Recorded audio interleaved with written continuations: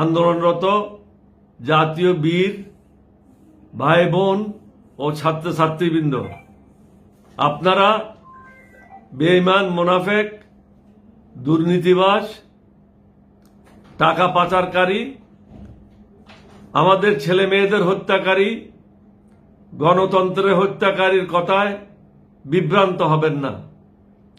তারা বিভিন্ন জনকে বিভিন্নভাবে আন্দোলন নস্যাৎ করার জন্য আপনাদের পিছনে লেলিয়ে দিয়েছে।